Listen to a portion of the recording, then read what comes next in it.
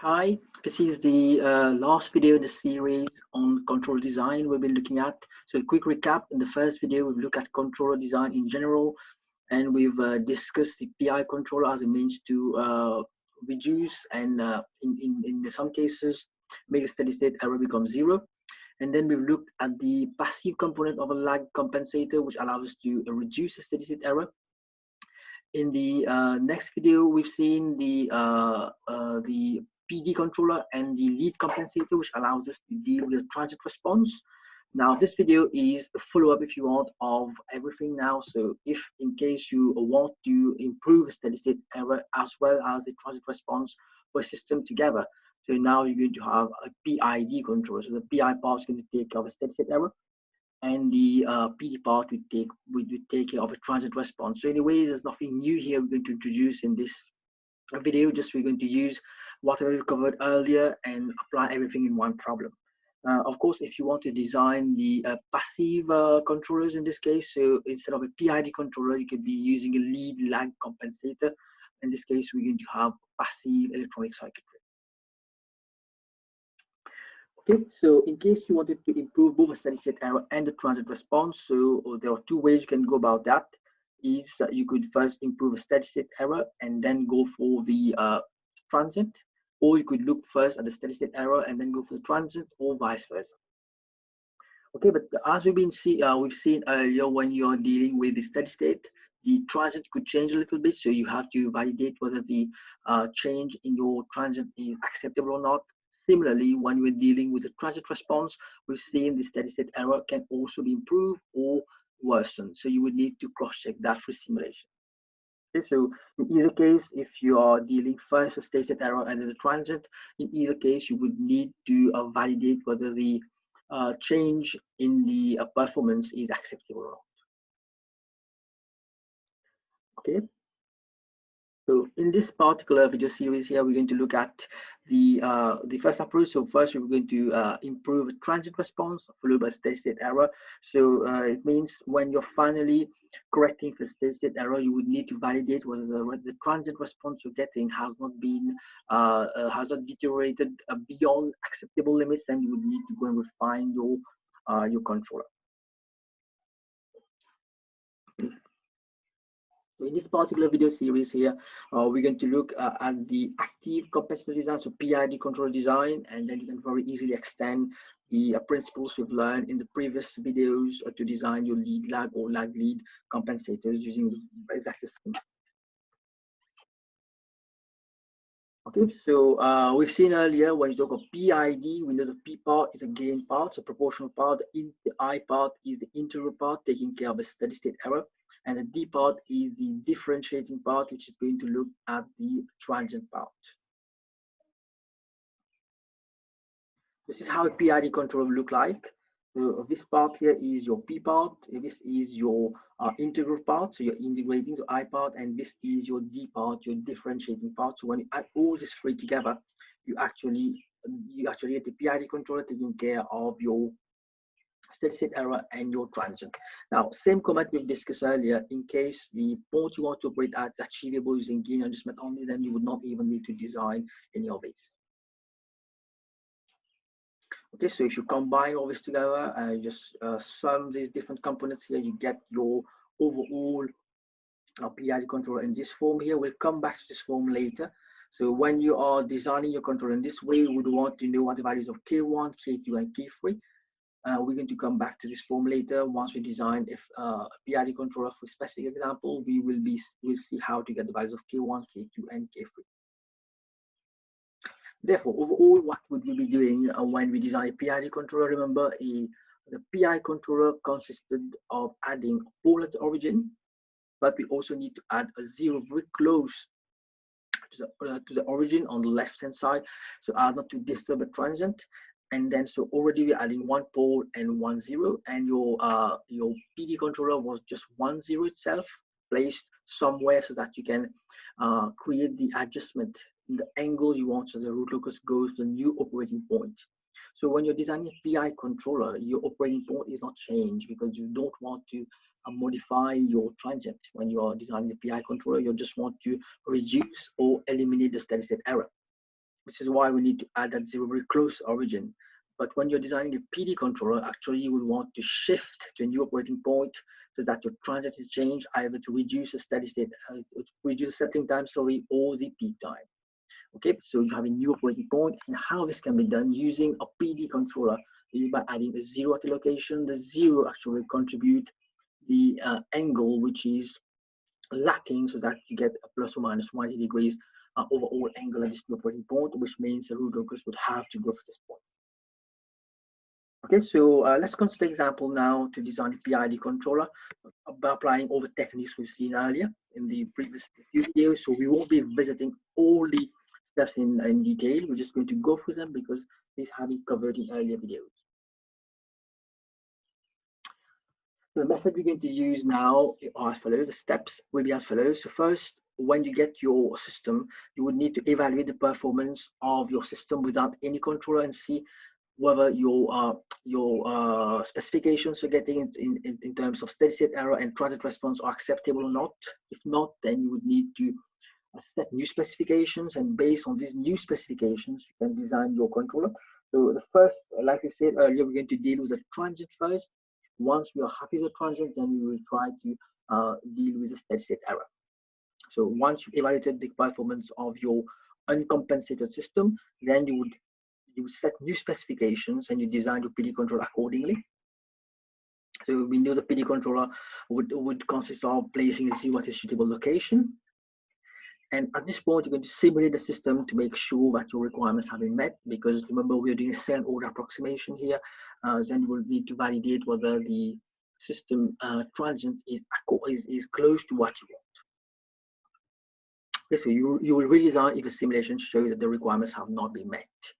Now, once you're happy with the transient, then you're going to design a PI controller to yield the required steady state error. Remember, your PI controller's aim is not to change the transient, even that would change a little bit. So you'd have to validate that using a simulation. But the whole purpose for PI controller is to modify your steady state error. So remember, in the previous steps, we have already modified your transient response using your PD controller. Now, once you have designed the PI part as well, this is where you're going to determine the gains K1, K2, and K3 we have seen earlier. And you will again simulate the system now to make sure all your requirements are met, both in terms of steady state error and your transient. And if required, you need to redesign if a simulation is showing your requirements have not been met. It's an iterative process.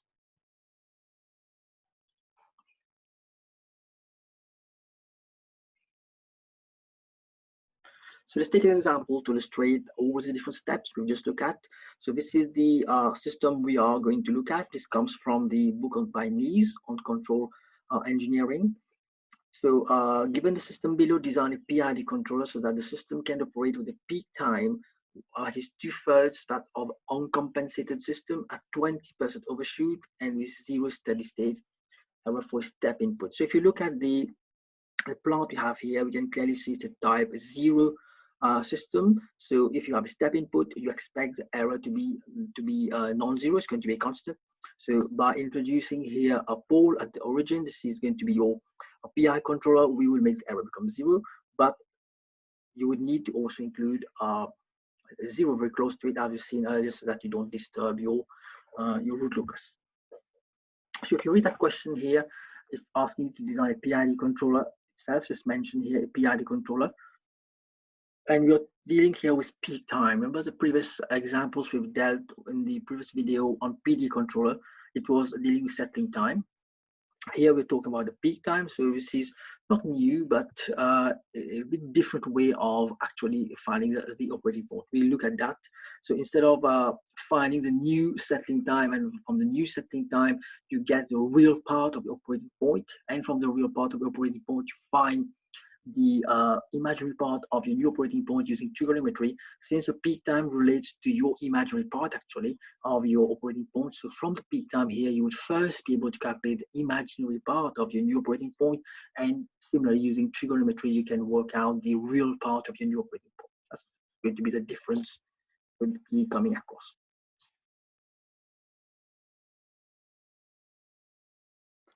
Okay, so first step, as we've been doing, so first you need to plot your root locus, and evaluate the uncompensated system at 20% overshoot. So as part of the problem, we've seen 20% overshoot, which we want to maintain in the compensated system as well. So 20% overshoot, you can use the equation for percentage overshoot to calculate your damping ratio. So you get a value of 0.456.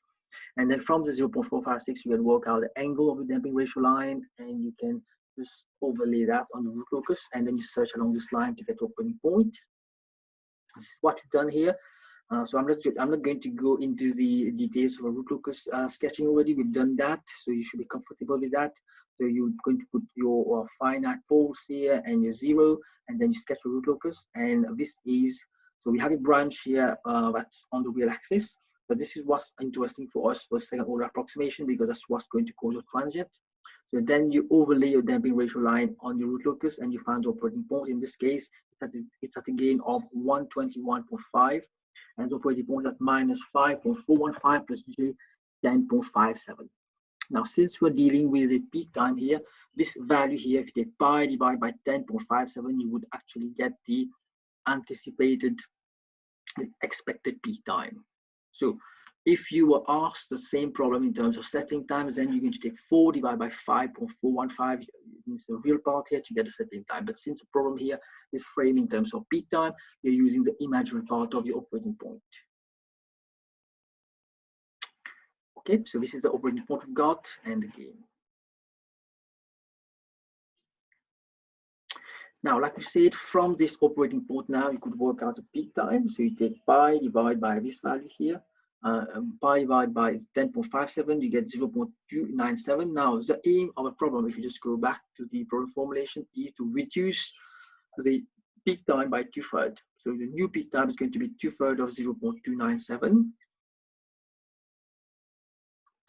Okay, so we've combined a bit of steps here. So the peak time is found to be 0.297 seconds. This leads to an imaginary part of a compensated dominant pole as follows. So we know that we can work at the peak time by taking pi divided by omega d. But in this case, we know our peak time now because it has to be 2/3 of this value. So we're working the omega d for the new operating point.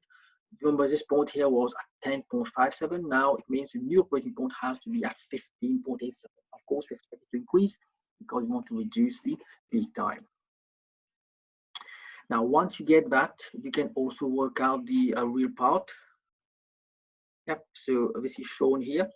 So once you, sorry, this is not the one.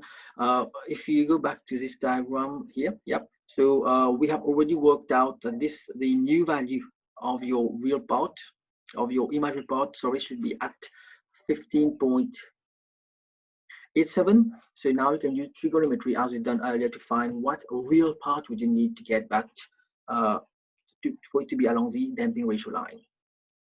So if you refer to this diagram here, tan of this angle should be the opposite. So it's a new value 15.87 divided by the new sigma you want. So this is what we've done here, and you get the value of minus 8.13. Now, if you go back again, we find the operating point was at minus 5.415 as a real part. Now it's shifting along the damping ratio line to minus 8.13. So as you're trying to reduce the peak time, you expect your settling time also to reduce because the real part is increasing. So it's a new operating point, very important for you to be able to identify the new operating point that you want your system to operate at so that you get the desired transient response. So with the design point known, next we design the PD compensator so the root locus goes through the design point. Remember, this currently is not on the root locus. This is validated by finding the sum of angles, sum of angular vectors connecting your finite poles and zeros to that operating point, and it's not done in detail here. We've done that in the previous video. So if you find angles of all these vectors and you sum them, you're going to get minus 198.37 degrees. So it's not minus 90 degrees because that point is not currently on the root locus. If you want your root locus to go for that point, it means we need to add 18.37 to this. So this is angle contribution which the 0 would have to provide from the PD controller. Okay, so now very simply here, you've got your operating point at minus 8.13 plus J 15.87, and the angle which your 0 from the PD controller has to provide is 18.37 degrees. Now, by simple trigonometry, you can work out the value of ZC. That's what's done here. So tan of this angle here, 18.37, which is missing, if you want, from the from sum of angles to achieve minus 180 degrees, is equal to opposite, which is 15.87, divided by this distance here, which is ZC minus 8.13. So we're just dealing with distance here. Then you get the value of ZC of 55.92. It means your PD controller is simply S plus 59.92. The PD controller is just 10. If you were designing here a lead compensator, so you would be arbitrarily setting your zero somewhere, and then you'll be also adding a pole so that the sum of angles of these two pole and zeros would give you this 18.37. So we've seen that as well in the previous video. So if we go along with the PD controller here, it's S plus 55.97. That's what we've added here. So your Locus changes quite drastically now. If you apply the rules we've covered earlier for root locus sketching. Yep, so you're going to get the root locus as follows. We have a breakaway point here. It goes up, and this is now your operating point along the 0.456 damping ratio line, and your new operating point is found at a gain of 5.34, and this is what you wanted to break at. So as we've done earlier, once you've done this design, you would want to cross-check the response you're getting using simulation. And then you would want to validate that the peak time actually is close to 0.198. And we can see, as expected, the settling time has also reduced. We are maintaining the same damping ratio. So your percentage overshoot is expected to be the same. So these are expected values. You will need to cross-check that using simulation. So you can see here, this is where we've added your PD controller to your system. So you can do a simulation and cross-check. So see your uncompensated system. We are showing here the PID response. We're not interested in that for the time being. We're interested for the PD, for the PD compensated system. So the pale blue line. You can see we are getting the same, more or less the same percent overshoot. And as we've seen, the steady state error has also reduced. If you look at this table here, your KP has increased. Okay, so your steady state error is going to reduce. So before it was 0.156, now it's 0.070. This is why you find the pale blue line here is very close to 1, but still with an error. Yeah, and the overshoot is more or less the same. But interestingly and importantly for us is that was the whole aim of the exercise, was to reduce the peak time. So the peak time was somewhere here, now it's reduced, and as we've seen, as a result of that, even the settling time has reduced. Okay, so next we design the integral PI compensator. So as we've seen earlier, it's quite simple exercise. PI controller is simply a pole at the origin, and you would need to select a zero close to it. So in this case, we're choosing 0.5, which is, you can see, it's not that close, but it's up to you. You now choose that point and simulate whether you're getting an acceptable performance. Yep, so in this case, let's go for that PI controller. We're placing pole at the origin, that's standard, but the location of a zero is quite arbitrary. So we see is here our new pole at the origin and the zero from the PI controller. So we get now a new operating point at minus 7.516 plus J14.46. I'll take a few minutes to sort of compare between the operating point we got with the PD controller and the one we're getting now with the PID controllers. In a few minutes, we're going to compare that. Okay, so how we get this point is standard again. You're going to plot your root locus and then search along the 20% damping ratio line, and then you find your corresponding gain. Yep, so we've seen that form here. So ultimately, you want to find K1, K20, K3. So we're going to do that in a few minutes. Now, this is what our PD compensator system was about. So this is a PD controller. Now, to that PD compensator system, you're adding now another pole at the origin and a zero at minus 0.5. So if you compare these two here, so this is the operating point you want to be to get a 2/3 reduction in your peak time, and this is the operating point you are at now. So if you use these new values here, you expect your peak time to be at 0.214. So it has increased a bit as compared to 0.198. So if you're not happy with that deterioration in your peak time, you would need to refine this zero here. So like we say, it's an iterative process. But important for us is because the aim of your PI part was to make the steady state error become 0. It should become 0 because the type of system is now 1. It's a type 1 system, and the type 1 system is able to track position. So this is why you find the steady state error becomes 0. Okay. So as we've done, if I just go back to the graph here where we're showing all the various responses, so this is your PD controller now. So you can, if you compare the two here, you find that your peak time has increased a little bit. This is what you just seen. The peak time was somewhere here with the PD competitive system. Now it has increased a little bit, so maybe that's acceptable. It's up to you to decide that based on the specifications and the nature of the system. But you can see the transients are very similar together. So I would say here it's a satisfactory performance, but again, that depends on your application. So next step, we're going to try to find the values of K1, K2, K3. So this is what we want to be able to actually design your system. So if you bring this together here, you can just bring it to this form here. Okay, so you bring common denominator first, and then you take out K3 to make the coefficient of S squared 1. So in this form here, if you compare now, so this is what we design as your PID controller. So this is the this part here, S plus 0.5 over S, this is your PI part. This part here, S plus 55.92 was the part from the PD controller, and you always have an overall gain. And that overall gain K here, we found it in 4.6 in the last root locus we've sketched to get the operating point. Okay, now by simple comparison here, you can see if you expand that, so you can now you get the form which is very similar to the general form here. So by comparison here, you can find K3 should be 4.6. The coefficient of S squared is 1, so it's the same. So you find K1 over K3 should be 56.42. So you already know K3, you can find K1. And you find K2 over K3 should be 27.96. So again, you can find K2 by comparison. So if you do that, these are the values you're getting for K1, K2, and K3. And by replacing them here, you have your PID controller. So the reference used for the whole video series we've discussed on control design is Norman Lee's Control Systems Engineering 6th edition. So like I said, we have just looked at PID control design. If you need to design now a lead lag compensator for the passive counterpart of the PID control, you can follow a very similar method we've just done. Instead now of just placing 1 0 for the PD controller, you're going to be placing 1 pole and 1 0 as well.